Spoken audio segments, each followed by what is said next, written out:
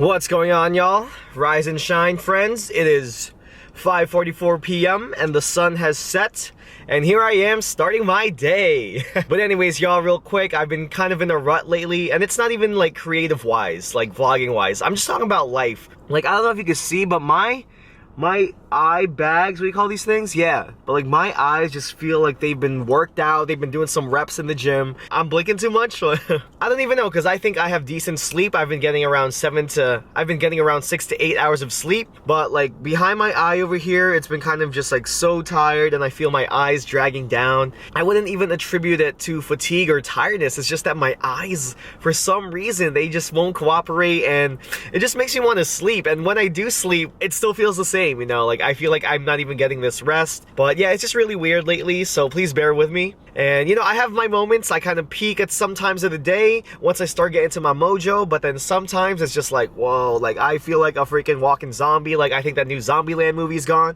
because man, I should have auditioned, you know what I'm saying? But yeah, I've just been kind of tired, and I just want to talk a little bit about just doing despite your tiredness. One thing I learned, that even if you feel tired, when your eyes just feel all puffy from allergies, or like you have that headache, or those eye bags are drooping down, like, yes, you do need to take care of yourself. You have to figure out what's the problem, trying to find your mojo, trying to find your place, you know, but sometimes simply doing the action will just get you into the mode. I think just us carrying on with that activity will kind of set us back on track if we are feeling like we're not kind of on point today, you know, because some days I vlog, and some days I have my energy at like 300%, and some days it's kind of like 77, you know, like a little like, it's okay, it's enough, but also it's not like, whoa, like, you know, I'm not radiating all this energy through camera. And I think for creators out there, even for students working hard at school, you know, just carrying on with that action, whether that's studying, filming, writing, whatever it may be, just try to keep going on with it, because sometimes you just have to get those engines started, get those gears rolling a little bit, you know. If you still don't feel better after that, if you're not getting into the zone, then that could be something completely different. Maybe it's health related, maybe you need some sleep, maybe you need to take care of yourself, spend more time with family, or maybe something's bothering you psychologically. Maybe some things are going on at home, maybe there's something going on with friends, your social circles, relationships, whatever it may be.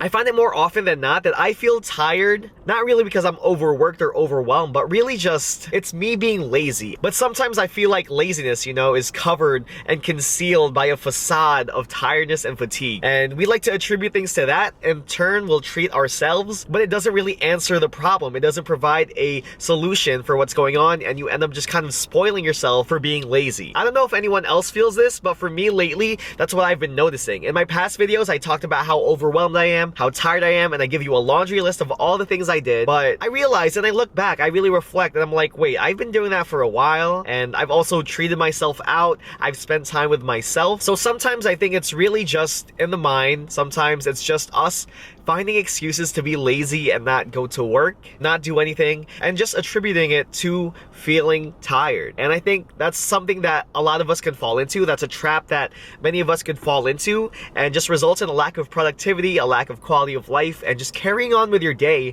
and getting to do the things that you want to do. On another note, a while back, I just released my Instagram for The Ordinary Life, specifically for my YouTube channel, and I asked a question there that I said I might post it on my videos. And shout out to the 2 people that sent me questions. Like, y'all, I know 2 is not a lot, and honestly, it just means so much that you even responded, even though I just started out this new Instagram page. I'm gonna answer those questions really quick here. Grayest Lemon asks, hit it for me one time. Pow! So that wasn't really a question, but to touch up upon it, I'm really glad that you just hit me with this question, because it just reminds me of the college days when I was running my Filipino club as president, as external PR. You know, it just reminded me of my heavy involvement. And last night, actually, I visited my old Filipino club, and one of their biggest events of the year, their Kamayan night, you know, where you eat with your hands, eat with your hands, you know what I'm saying? But yeah, it was honestly kind of weird at first, walking in, just seeing sort of familiar faces, and some people I see now that are new members of the club, and they're kind of like, I sort of know you, I sort of heard about you, and I'm the same way, you know. It's like, I see you on my suggested friends list on Instagram and Facebook, because so many mutuals are following you, but I don't exactly know you. So I'm kind of in a weird space of transitioning out of that club after all of my heavy involvement in it. But overall, you know, that that event, it really hit home for me. I think it was just amazing seeing the people I did know and just seeing how the club carries on even without you and just seeing how you contributed to it when you had the opportunity. You know, I think I'm just super happy to see the club thriving, surviving, and continuing to grow even though I'm not there anymore, even though I've moved on to other things outside of college. And that's just what I want for the future to come. You know, I want this club to exist. That's POW, P-A-O, and I want POW to exist long beyond the years that I even know people in there. And I think it's just amazing that I could see different variations every year and just how it keeps improving and improving. Because you can't change things overnight, but those baby steps, gradual, slow, over time, trying new things, I think that's what a club needs to thrive and survive. And the next question I got was top 3 favorite TED Talks from Nar Pizza. Shout out to you for actually asking a real question. Just kidding, Reyes Lemon, I love you. So top 3 TED Talks, I'm just gonna briefly mention them and describe them a little bit, but I definitely think they're worth watching. I'm gonna put the links down below. And for me, these are the ones that kind of really resonate with me the most, at least recently, just because of this whole gap year and traveling craze and just me reading a lot more. I think these are the 3 TED Talks that really stick out to me, and I've watched a whole bunch of TED Talks, you know.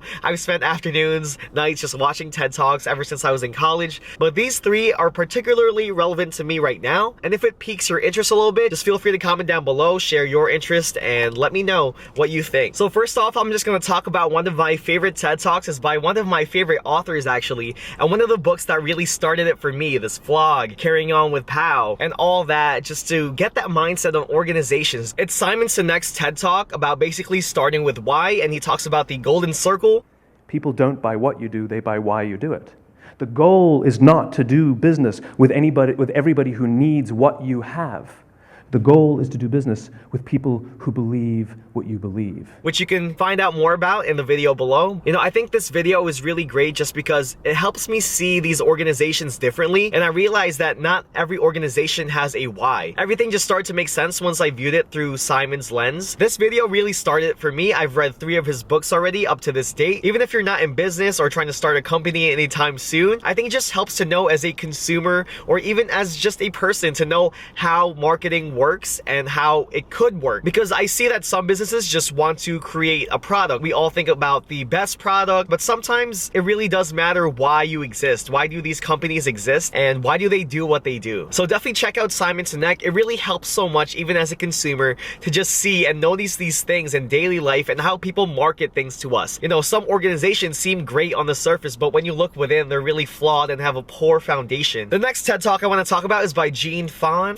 I'm a big fan, so I don't know, I'm sorry if I mess up your name, but it's by Jean Fan, and she basically talks about taking a year on, not a year off. I explained to them that I wanted to take time off from school, not from learning.